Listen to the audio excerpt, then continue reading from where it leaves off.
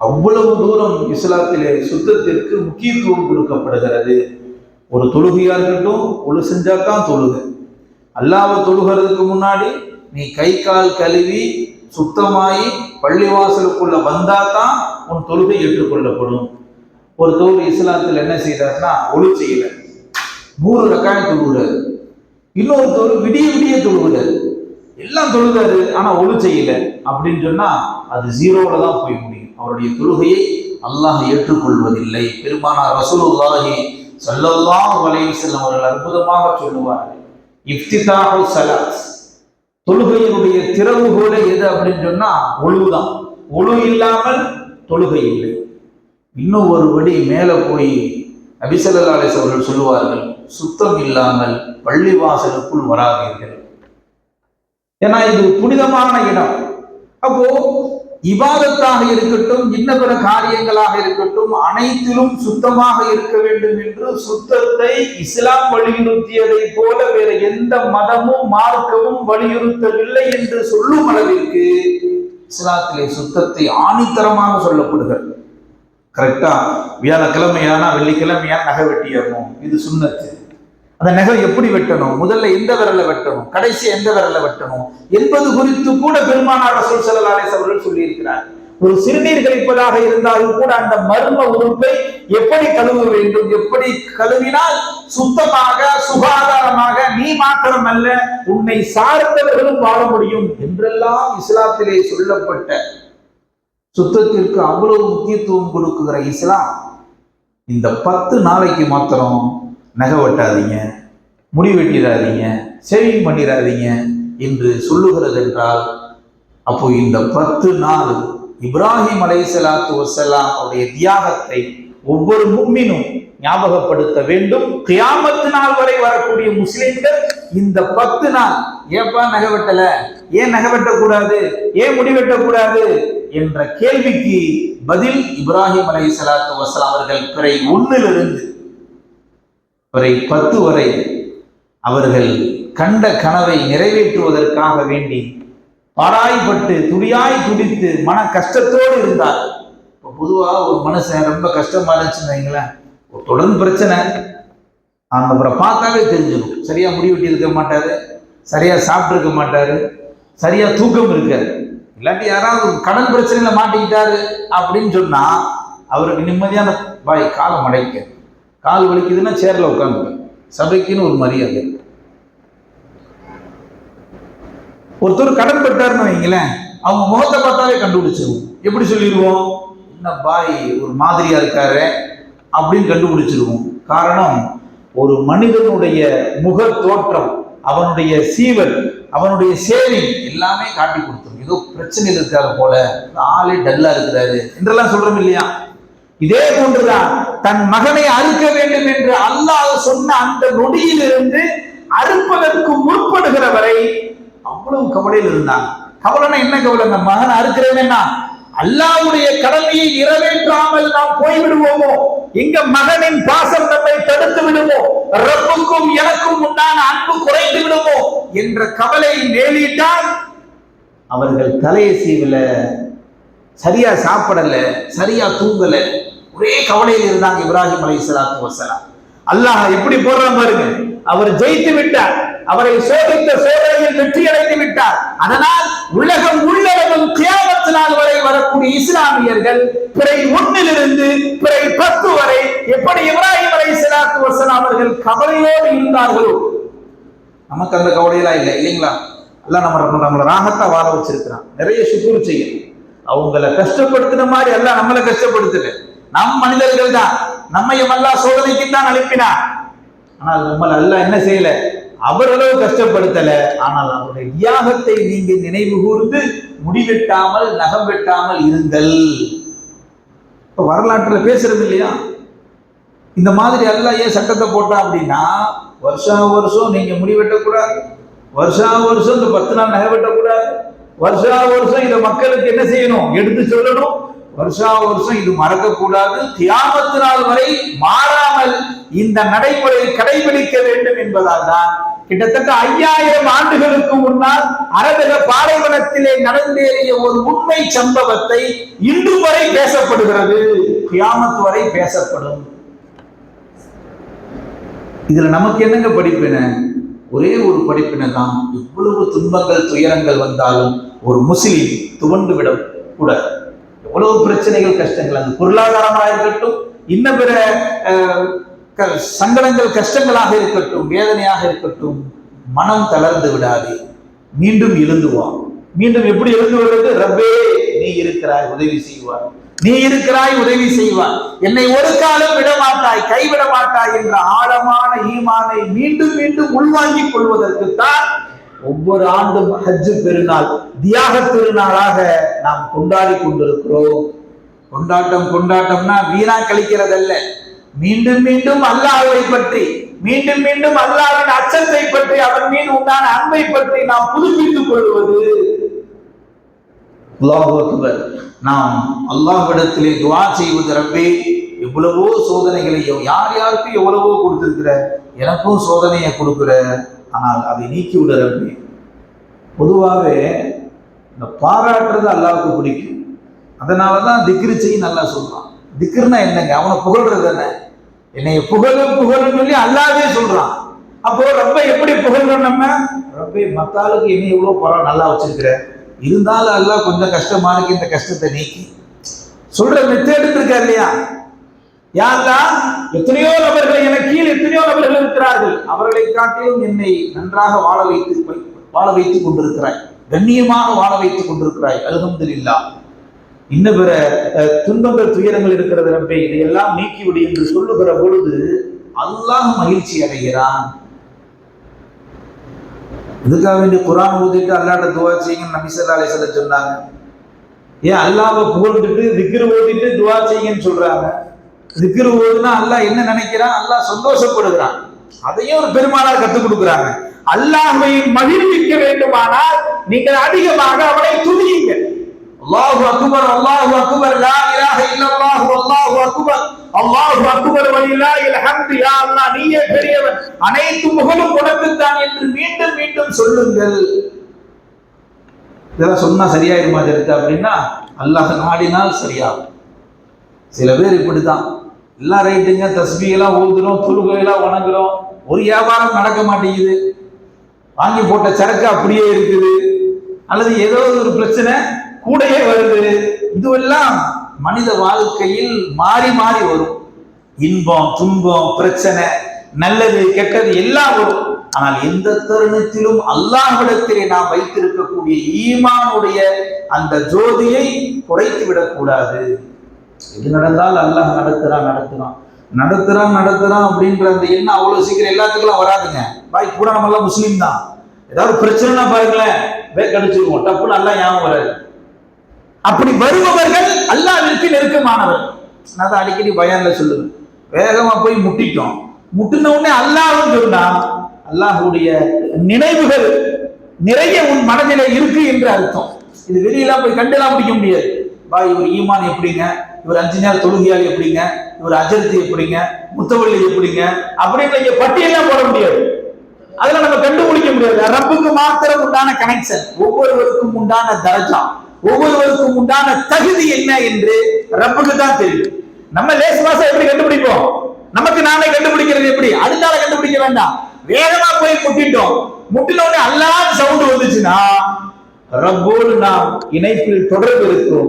அம்மா என்றோ ஐயோ என்றோ இன்னும் பிற காரண காரியங்கள் வந்தால், இதெல்லாம் நம்மளை அறியாம வருது, இதெல்லாம் நம்ம வேறுன்னு கொண்டு வந்து சொல்றது இல்லை, நம்மளை அறியாமலேயே அல்லாஹ்வின் மீது இருக்கக்கூடிய அன்பினுடைய மேலீட்டால் நமக்கு ஒரு கஷ்டம் பிரச்சனை என்று வருகிற பொழுது ரப்பை நாடுவது. சரிங்க, விஷயத்துக்கு வந்துடுவோம். அப்போ இந்த துல்ஹஜ் மாதம் நமக்கு உணர்த்துவது, இப்ராஹிம் அலைஹிஸ்ஸலாத்து வஸ்ஸலாம் அவர்களுக்கு அல்லாஹ்வால் கொடுக்கப்பட்ட சோதனைகள் இவ்வளவு என்று சொல்ல முடியாது, அதை கணக்கிடவும் முடியாது. அதனாலதான் பலாஉம் முபீன் என்று திருக்குறானில் அல்லாஹ் இதை மிக பிரம்மாண்டமான சோதனை என்று சொல்கிறான். மகன் அறுக்கிறதுங்கிறது சாதாரண அல்ல. சும்மா ஆடு இருக்கிறாங்க, ஆடு வாங்கிட்டாங்க, மாடு வாங்கிட்டாங்கன்னா அதனுடைய பின்னணியை நாம் யோசித்து யோசித்து யோசித்து பழக்கப்பட வேண்டும் மாத்திரம் அல்ல, நமக்குள் நாமே பக்குவப்படுத்திக் கொள்ள வேண்டும். ரப்பே, நீ இருக்கிறாய், என்னை விட மாட்டேன், நீ இருக்கிற என்னை பார்த்துக்கிட்டு இருக்கிற, நீ இருக்கிற எனக்கு உதவி செய்வ என்ற வார்த்தையினுடைய முழக்கத்தையும் எண்ணங்களையும் மாறி மாறி உள்வாங்கிக் கொண்டே இருக்க வேண்டும். அதுதான் வருடம் ஹஜ் பெருநாள் நமக்கு உணர்த்துகிற அற்புதமான பாடம். அதிலும் குறிப்பாக யௌமு அரஃபா 9 அன்னைக்கு அந்த நாள் இருக்கிறதே அல்லாஹ்விற்கு மிக பிடித்தமான நாள். பெருமானார் ரசூல் ஸல்லல்லாஹு அலைஹி வஸல்லம் அவர்கள் சொல்லுவார்கள், அன்றைய நாளில் யார் நோன்பு நோக்கிறாரோ அவருக்கு அந்த அடுத்த ஆண்டினுடைய பாவத்தை எல்லாம் மன்னிச்சிடறான். இந்த வருஷத்துக்கு முன்னாடி நோன்பு வச்சார் இல்லையா, நோன்பு வச்சதுக்கு முந்தின ஆண்டினுடைய பாவத்தை எல்லாம் மன்னிச்சிடறான். வைக்கிறது ஒரு நோன்பு முந்தைய ஆண்டினுடைய பாவத்திற்கு பரிகாரமாகவும் இனி பின்னால் வரக்கூடிய ஆண்டினுடைய பாவத்திற்கு பரிகாரமாகவும் இந்த அரஃபாவுடைய நோன்பு இருக்கிறது என்று பெருமானார் ரசூலுல்லாஹி ஸல்லல்லாஹு அலைஹி வஸல்லம் சொன்னார். அவ்வளவு அற்புதமான நாள் அந்த அரஃபாவுடைய நாள். என்னைக்கு இங்க தெரியுது அப்படின்னா, பிறை 1லிருந்து 9, அதாவது நாளைக்கு பெருநாள் தொழுக போறோம்னா முந்தின நாள். இப்ப நமக்கு என்னைக்கு அரஃபா அப்படின்னா, வியாழக்கிழமை நம்ம பக்ரீத் தொழுகிறோம் இல்லைங்களா, அதுக்கு முந்தின நாள் அரஃபாவுடைய நாள். அப்போ அன்றைய நாளில் நாம் நோன்பு நோக்குகிற பொழுது நம்முடைய எல்லா பாவங்களுக்கும் பரிகாரமாக ஆகிறது. சரி, இந்த அரஃபா நோன்புன்னு சொல்றோம். இந்த அரஃபாங்கிறது எங்க இருக்குன்னா ஹஜ்ஜில் இருக்கு. ஹஜ்ஜுக்கு போறாங்க இல்லையா சவுதியில, அந்த மக்கா முகர்ரமாவுடைய ஓரத்துல ஒரு மிகப்பெரிய மைதானம், அதுக்கு பேர் அரஃபா மைதானம் சொல்லுவாங்க. ஒரு ஹாஜி உலகத்துல எந்த மூல முடுக்குல இருந்து போய் எல்லா ஹஜ்ஜுடைய கடமைகளையும் செஞ்சார். தவாப் பண்ணாரு, மதீனாவுக்கு ஜியாரத்துக்கு போனாரு, எங்கெங்கெல்லாம் இப்ராஹிம் அலைஹிஸ்ஸலாத்து வஸலாம் நின்ற இடத்தெல்லாம் தொழுதாரு, எல்லாம் பண்ணாரு. ஆனா அரஃபா மைதானத்துல அந்த ஹாஜி தங்காம வந்துட்டாருன்னா அவருடைய ஹஜ்ஜை ஏற்றுக்கொள்ளப்படாது. என்ன திருத்தி எல்லாம் பண்ணாரு, தவாப் பண்ணாரு, காபத்துல்லாஹ் 7 டைம் சுத்தினாரு, எல்லாம் செய்தார். ஆனா அந்த அரஃபா பெருவெளியிலே மிகப்பெரிய ஒரு மைதானம், அந்த அரஃபா பெருவெளியில் அந்த மைதானத்தில் கொஞ்ச நேரமாக ஹாஜி தங்கியிருக்கணும். அப்படி தங்குனாதான் ரப்புல் ஆலமீன் அந்த ஹஜ்ஜம் மக்ரூராவாக அல்லாஹ் ஏத்துக்கலாம். அவ்வளவு பெரிய அற்புதமான இடமா அந்த இடம். அல்லாஹ் சிறப்பாக ஆக்கி வைத்திருக்கிறான். அதற்கு ஏங்க அந்த பேர் வந்துச்சு, அரஃபாவுடைய மைதானம் ஏங்க பேர் வந்துச்சு என்று பார்க்கிற பொழுது ஹதீஸ் ஷரீஃபிலே வருகிறது, இப்னு கஸீர் என்ற தஃப்சீரிலே வருகிறது, ஆதம் அலைஹிஸ்ஸலாத்து வஸ்ஸலாம் அவர்களும் ஹவ்வா அலைஹிஸ்ஸலாத்து வஸ்ஸலாம் அவர்களும் சொர்க்கத்தில் இருந்தாங்க. அந்த வரலாறு நமக்கு தெரியும். அவங்க கொஞ்சம் சருகுதல் ஏற்பட்டது, அல்லாஹ் சொன்னதுல இருந்து கொஞ்சம் மாற்றமான செயலை செஞ்சாங்க. உலகத்துக்கு அல்லாஹ் அனுப்பிச்சிட்டான். அனுப்பப்பட்டவர் ஆதம் அலைஹிஸ்ஸலாத்து வஸ்ஸலாம் ஒரு பக்கமும் ஹவ்வா அலைஹிஸ்ஸலாத்து வஸ்ஸலாம் ஒரு பக்கமும் அல்லாஹ் இறக்கிட்டான். இவங்க 2 பேரும் பல ஆண்டுகளாக தேடி தேடி தேடி தேடி கடைசியில் அவர்கள் சேர்ந்து கொண்ட இடம் அரஃபா. அரஃபா அப்படின்னா அறிந்தான் அர்த்தம், அரபியில அறிந்து கொண்டான் அர்த்தம். அப்ப முதல் மனிதர்கள் அவங்க 2 பேர் தானே, ஆதம் ஹவ்வா அலைஹிஸ்ஸலாத்து வஸ்ஸலாம் தானே. உலகத்துல அல்லாஹ்வால் கோபத்தில் அல்லாஹ் என்ன செய்யறான், ஆதம் அலைஹிஸ்ஸலாத்து வஸ்ஸலாம் அவங்கள ஒரு உலகத்துல ஒரு பக்கம் இறக்கிடுறான், ஹவ்வா அலைஹிஸ்ஸலாத்து வஸ்ஸலாம் அவங்கள ஒரு பக்கம் இறக்கிடுறான். இறக்கி இவங்க 2 பேரும் தேடுறாங்க. சொர்க்கத்துல கணவன் மனைவி தானே வாழ்ந்தாங்க, கணவனை தேடி மனைவியும், மனைவியை தேடி கணவனும், அப்படியே தேடி தேடி தேடி கடைசியில அந்த மக்கா பக்கத்தில் இருக்கக்கூடிய அந்த மைதானத்தில் என்ன செய்யறாங்க, 2 பேரும் அறிந்து கொள்கிறார்கள். அதனாலதான் அந்த இடத்துக்கு பேரு அரஃபா என்று வந்ததாக வரலாற்று வல்லுநர்கள் இதற்கு ஒரு விளக்கம் தருகிறார். இன்னொரு விளக்கம், ஜிப்ரீல் அலைஹிஸ்ஸலாத்து வஸ்ஸலாம் அவர்கள் இப்ராஹிம் அலைஹிஸ்ஸலாத்து வஸ்ஸலாம் அவர்களுக்கு ஹஜ்ஜுடைய கடமைகளை கற்றுக் கொடுத்துட்டு அறிந்து கொண்டீர்களா என்று கேட்டார்கள். அதனால் அந்த இடத்துக்கு பேரு அரஃபா என்பதாக பெயர் வந்தது. சரிங்க, இந்த அரஃபாவுடைய நாளில் அல்லாஹு தஆலா அவ்வளவு சந்தோஷமாக அடியாருடைய பாவத்தை மன்னிக்கின்றான். நேர் ஆப்போசிட் ஷைத்தான் அவ்வளவு சிறுமி அடைகிறான். ஷைத்தானுக்கு இந்த 365 நாள்ல அவனுக்கு ரொம்ப பிடிக்காத ஒரு நாள் அப்படின்னு சொன்னா, ரொம்ப தன்னை கேவலப்படுத்தி கொண்டு சிறுமைப்படுத்தி கொண்டு ஒப்பாரி வைக்கக்கூடிய ஒரு நாள் என்றால் அது அரஃபாவுடைய நாள் என்று பெருமானார் ரசூலுல்லாஹி ஸல்லல்லாஹு அலைஹி வஸல்லம் அவர்கள் சொன்னார். இப்ப அரஃபாவுடைய நாள் சைத்தானுக்கு அவ்வளவு பிடிக்காது. என்ன காரணம்? ஒட்டுமொத்த மக்களுக்கும் ரப்புல் ஆலமீன் இந்த அரஃபா மூலியமாக அல்லாஹ் பாவ மன்னிப்பை வழங்குகிறான். அல்லாஹ் அக்பர். உலகத்தில் இருக்கிற எல்லா மக்களுக்கும் அந்த அரஃபாவுடைய நாள்ல அல்லாஹ் பாவத்தை மன்னிக்கிறான்னா அது சைத்தானுக்கு பிடிக்காம தானே போகும். சைத்தானுடைய வேலையை என்னங்க? நம்மளை பூரா கிளப்பி விடணும், கிளப்பி விட்டு பாவம் செய்ய வைக்கணும். அதுதான் அவனுடைய டார்கெட். ஒரு பக்கம் அவனுடைய 365 நாளுடைய முயற்சி ஒரே ஒரு நாள்ல தவிடு மொழியாக ஆகிறது என்றால் அவன் ஏற்றுக்கிடுவானா? அழுகுதானே செய்வான், ஒப்பாரிதானே செய்வான். பெருமானார் ரசூல் ஸல்லல்லாஹு அலைஹி வஸல்லம் அவர்கள் சொல்லுகிறார்கள், அரஃபாவுடைய நாளில் அல்லாஹ் தன்னுடைய முழு அருளை கொடுக்கின்றான், எல்லா பாவங்களையும் மன்னிக்கிறான். அந்த அரஃபாவுடைய நாள்ல அல்லாஹ் எவ்வளவு விசாலமாக ஆயிடுறான்னா, முதல் வானத்திற்கு தன்னுடைய அடியார்களை பார்த்து பரட்டத்தலையோட தான் இருப்பான், பரட்டத்தலையோட தான் இருக்கணும். அங்க அடியார்களை பார்த்து அல்லாஹ் என்னுடைய பாவம், அவர்கள் செய்த எல்லா பாவங்களையும் நான் மன்னிக்கிறேன் என்று மலக்குகளுடைய சபையிலே சொல்லுகிற பொழுது அந்த மலக்குகள் கேட்பாங்களாம், யாரெல்லாம் இவரையா மன்னிக்கிற?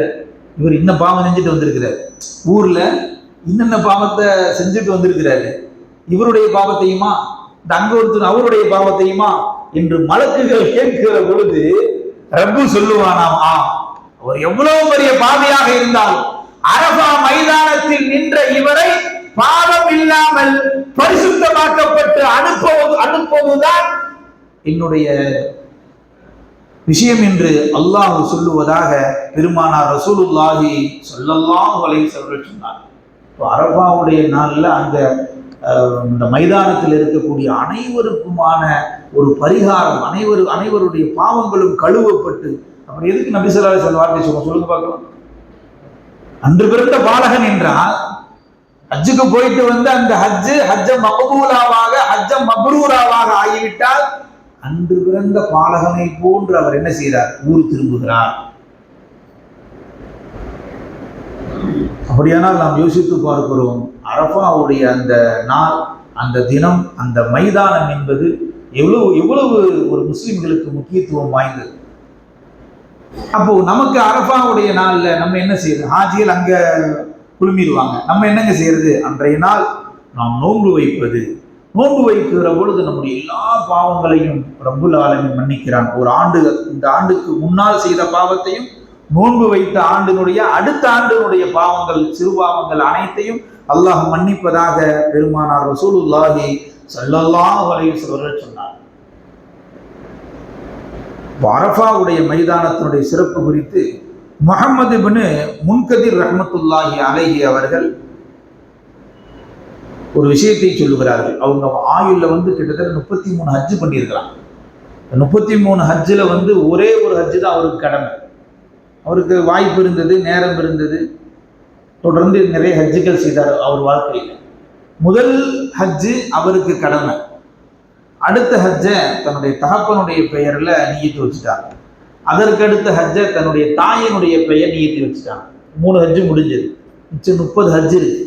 அவங்க எப்படி அரஃபா துவா செய்கிறாங்கன்னா, இந்த முஹம்மது இப்னு முன்கதிர் என்பவர், யா அல்லாஹ் என்னுடைய மீதம் இருக்கக்கூடிய 30 ஹஜ்ஜினுடைய நன்மையை யார் இந்த அரஃபாவுடைய மைதானத்துல துவா கேட்டு யாருக்கு நீ துவா அவங்க ஹஜ்ஜை ஏற்றுக்கிடாம அனுப்புறியோ அவங்களுக்கு இது பரிகாரமாக ஆகட்டும். யாரு ஹஜ்ஜுக்கு ஹஜ்ஜு ஏற்றுக்கொள்ளப்படவில்லையோ அவங்களுக்கு பரிகாரமாக இந்த 30 ஹஜ்ஜு இருக்கட்டும் அல்லாஹ் என்று அந்த மக்களுக்காக வேண்டி, யார் யாருக்கெல்லாம் ஏதோ ஒரு பாவம் இருப்பாங்க அல்லது அவங்க ஹஜ்ஜை எல்லாம் ஏற்றுக்காம போயிருப்பான், அவங்களுக்காக வேண்டி, யார் பேர்லாம் தெரியாது, அவங்களுக்காக வேண்டி என்னுடைய இந்த 30 ஹஜ்ஜையும் கொடுக்கிற ரப்பே, அவர்களுடைய பாவத்தை மன்னிச்சு ஹஜ்ஜை ஏற்றுக்கோ என்ற ஒரு நியத்தோட அந்த அரஃபா மைதானத்தை விட்டு வெளியே வர்றாங்க. வெளியே வந்தவங்க அந்த இரவு தூங்குகிற பொழுது அவர் கண்ட கனவு குறித்து கிதாபிலே பதிவு செய்கிறார். அல்லாஹ்விற்கு மேல உங்களுடைய கருணை என்பது அதிகமாக ஆகிவிட்டதா? அவர் எப்படி கேட்கிறாங்க பாருங்க கனவுல, அல்லாஹ்வுடைய கருணைக்கு மேல் உங்கள் கருணை அதிகமாக ஆகிவிட்டதா? அரஃபா மைதானத்தை படைப்பதற்கு 2000 ஆண்டுகளுக்கு முன்னாகவே அல்லாஹ் தெளிவுபடுத்தி விட்டார். இந்த மைதானத்தில் யாராவது ஒருவர் அரஃபாவுடைய தினத்திலே வந்து நின்று அழுது விட்டோ அல்லது கோரிக்கை அல்லாஹ்விடத்திலே பாவ மன்னிப்பு கேட்டுவிட்டோ செல்லுகிற பொழுது எல்லா பாவங்களும் மன்னிக்கப்பட்டுத்தான் செல்வார் என்று அல்லாஹ் ஏற்கனவே தீர்மானிச்சுட்டான். நீங்க 30 ஹஜ்ஜை தூக்கிட்டு வர்றீங்க, 30 ஹஜ்ஜை கொண்டு வந்து எந்தெந்த மக்களுக்கு ஏற்றுக்கொள்ளப்படலையே அவங்களுக்கு எல்லாம் பரிகாரம் நீங்க சொல்றீங்க. ஆனால் அல்லாஹ் இந்த மைதானத்தை படைப்பதற்கு 2000 ஆண்டுகளுக்கு முன்னாலே அல்லாஹ் தீர்மானித்திட்டார். அரஃபாவுடைய மைதானத்திற்கு வந்து செல்பவர்கள், பாவ மன்னிப்பை கேட்பவர்கள் பாவ மன்னிப்பு கொடுக்கப்பட்டுத்தான் செல்கிறார்கள் என்ற செய்தியை அவர் கனவிலே வந்ததை தன்னுடைய கிதாபிலே அவர் அற்புதமாக பதிவு செய்திருக்கிறார். அப்போ அல்லாஹ் அவ்வளவு தூரம் இந்த அரஃபாவுடைய மைதானமாக இருக்கட்டும், உலகம் முழுக்க அரஃபாவுடைய நாள் வருகிறது அல்லவா, அத்துணையிலும் தன்னுடைய முழு கருணையும் கிருபையும் வழங்குகிறான். அப்ப அந்த நாள் என்ன செஞ்சிடக்கூடாது, நம்ம எல்லா நோன்பு என்ன சுண்ணத்தான நோன்பு தானே, வச்சா நன்மை வைக்காட்டி நன்மை இல்லை அப்படின்னு கடந்து போயிடாம நாமும் நோன்பு வைக்கணும். நம்மளால நோன்பு வைக்க முடியலையா, சூழ்நிலை தெரிந்து ஃபர்லான நோன்பை ரொம்ப கஷ்டப்பட்டு தான் வைக்கிறேன், அந்த மாதிரி ஹார்ட் ஒர்க்கு சுண்ணத்தெல்லாம் வைக்க முடியாது என்ற ஒரு சூழ்நிலை நிர்பந்தம் இருப்பவர்கள் தன்னுடைய வீட்டில் மனைவி மக்களையாவது அரஃபாவுடைய நாளை நோன்பு வைங்க என்று நாம் என்ன செய்யணும், அழுத்தம் கொடுக்கணும். அழுத்தம்னா மற்ற காரியத்துக்கு இல்லை, ரொம்ப டேஸ்டா சமைக்காட்டி அடுத்த தடவை கரெக்டா இருக்கணும். கறியை வாங்கி கொடுக்கும் போதே சொல்லிடுவார், போன வாரம் சொதப்பிட்ட கறியை இந்த வாரம் ரொம்ப சூப்பரா இருக்கணும். ஏன் சொல்றோம், அழுத்தம் கொடுக்கிறாரு. சாதாரண விஷயங்களுக்கெல்லாம் அழுத்தம் கொடுக்கிற நம்ம இதுக்குதான் உண்மையிலேயே ஒரிஜினலா கொடுக்கணும். நோன்பு வைமா, அவங்களால முடியாட்டி பிரச்சனை இல்லை, நம்மளும் நோன்பு வைக்கணும் தான். சுண்ணத்தான் நோன்புனா அது என்ன சாதாரணம் விட்டுட்டு கடந்து போயிடுறது இல்லை. முடிந்தவர்கள் வைக்க வேண்டும், முடியாதவர்கள் குடும்பத்திலே இருப்பவர்கள் அவர்களையாவது என்ன செய்யணும், அவங்களுக்கு கொஞ்சம் உபதேசம் பண்ணி நோன்பு வையுங்க. காரணம், இந்த அரஃபாவுடைய நோன்பிலே அல்லாஹ் அவ்வளவு அருளை வழங்குகிறான். அரஃபாவுடைய நோன்பு வச்சுட்டு நாம் கேட்கக்கூடிய துஆக்களை அல்லாஹ் தஆலா கபூலாக ஆக்குகிறான். அதான் நான் சொன்னேன், தன்னுடைய ஒட்டுமொத்த ரஹமத்தினுடைய விஷயங்களையும் அல்லாஹ் தஆலா எங்க இறக்குறான்னா அரஃபால தான் இறக்குறான். அங்க இருந்து தான் உலகம் முழுக்க பாஸ் ஆகும். என்ன சொல்லிட்டு நேரடியாக எல்லாம் நம்ம கொடுக்கறது இல்லையா, காசு பணத்துல அப்படி அல்ல. கரண்ட் பவர் ஹவுஸ் எங்க தயாரிக்கிறான், அடிச்சு அங்கிருந்து போகுதா இல்லையா, நம்புறமா இல்லையா? அதே போன்றுதான் ஒட்டுமொத்த ரஹமத்தையும் பரக்கத்தையும் ரப்பு அரஃபாவுடைய மைதானத்தை இறக்கி அங்கிருந்து ஒவ்வொரு இடத்திற்கும் ரப்புல் ஆலமீன் சப்ளை செய்கிறான். பெருமானார் ரசூலுல்லாஹி ஸல்லல்லாஹு அலைஹி வஸல்லம் வார்த்தை வாக்கு. அப்போ அந்த நாள் என்பதும் அந்த இடம் என்பதும் அது சர்வசாதாரணமாக கடந்து போகக்கூடிய விஷயம் அல்ல. அதனால சுன்னத்தான நோன்பு தான் விட்டுறாம அன்றைய நாளில் நாம் நோன்பு வைக்கிற பொழுது நிச்சயமாக அல்லாஹ்வுடைய ரஹ்மத்தையும் பரக்கத்தையும் பெற்றுக்கொள்ளக்கூடிய அற்புதமான வாய்ப்பு நமக்கும் நம்முடைய குடும்பத்தாருக்கும் இருக்கும் மாத்திரமல்ல, நம்முடைய பலாய் முசீபத்துகள் சோதனைகள் நீக்கும். எப்படி இப்ராஹிம் அலைஹிஸ்ஸலாத்து வஸ்ஸலாம் அவர்களுக்கு ரப்பு இந்த துல்ஹஜ் மாதத்தில் வெற்றி என்ற ஒரு அற்புதமான அடையாளத்தை கொடுத்து அங்கீகரித்தானோ அதுபோன்று வாழ்க்கையில் நமக்கும் ஒரு மாற்றம். நம்பிக்கை தானங்க, நம்பிக்கையோடு நோன்பு வைத்து நம்பிக்கையோடு அல்லாஹ்விடத்திலே துஆ செய்கிற பொழுது அல்லாஹ் நிச்சயம் கொடுப்பான். இல்ல ஜெர்த்து கொடுக்க மாட்டான் ஜெர்த்து அப்படின்னு சொன்னா மாற்றை அல்லாஹ் ஏற்படுத்துவான். அதை தாங்குகிற சக்தியை கொடுப்பான், அல்லது அறியாவரத்திலிருந்து உதவியை கொடுப்பான். நீ கேட்டது கிடைக்காது, ஆனால் வேறொன்றை நீ அறியாமலே அல்லாஹ் கொடுத்து உன்னை மகிழ்விப்பான் என்பதுதான் பெருமானார் ரசூலுல்லாஹி ஸல்லல்லாஹு அலைஹி வஸல்லம் இந்த ஒவ்வொரு உம்மத்திற்கும் நபி அவர்கள் சொல்லுவது. நீ கேட்கிற அது உடனே கிடைக்கலாம், அல்லது தாமதமாக ஆகலாம், அல்லது கிடைக்காமல் போகலாம். கிடைக்காமல் போய்விட்டால் அல்லாஹ் மறுமையில் மிகப்பெரிய பிரம்மாண்டமான கூலியை கொடுப்பான். ஆனால் ஆறுதலுக்கு இந்த உம்மத்திற்கு பெருமானார் சொல்லி தருவது, கேட்டது கிடைக்காவிட்டால் மாற்று வழி அல்லாஹ் கொடுப்பான். ஒன்று சோதனையை தாங்குகிற ஆற்றலை கொடுப்பான், அல்லது அரியாபுரத்திலிருந்து அல்லாஹ் உதவியை கொடுப்பான். இந்த நியத்தோடு நாம் அரஃபாவுடைய நோன்பை அணுகும் காலமெல்லாம் ரப்புல் ஆலமீன் சிறந்த ஒரு மாற்றத்தை நம்முடைய வாழ்க்கையில் வழங்குவான். நான் மீண்டும் ஞாபகப்படுத்துகிறேன், மனிதனுடைய எல்லா வாழ்க்கையிலும் பிரச்சனை, துன்பம், துயரங்கள், இன்பங்கள் அனைத்தும் மாறி மாறி வரும். எதை வைத்தும் ஒரு முஸ்லிம் துவண்டு ஒரு ஓரத்தில் அமர்ந்து முடங்கிவிடக் கூடாது. மீண்டும் மீண்டும் ரப்பு இருக்கிறான் என்ற அந்த ஒற்றை வார்த்தையில் அவன் களத்தில் வந்து நிற்க வேண்டும். மீண்டும் அவன் நல்ல அமல்களை தொடர வேண்டும். அவனுடைய தொழிலை தொடர. தொழில் நல்ல அமல் தானங்க. தொழில் காசு பணங்கிறது என்ன? அந்த காசு பணத்தை சம்பாதித்து குடும்பத்தை காப்பாற்ற, நம்மளால் முடிஞ்ச ஏழை எளிய மக்களுக்கு உதவி செஞ்சானே. எதிலும் துவண்டு விடாமல் இப்ராஹிம் அலைஹிஸ்ஸலாத்து வஸ்ஸலாமுடைய வாழ்க்கை வரலாறு வெறுமனே ஆன்மீகத்திற்கு மாத்திரமல்ல, அனைத்துக்குமான வழிகாட்டியாக இருக்கிறது.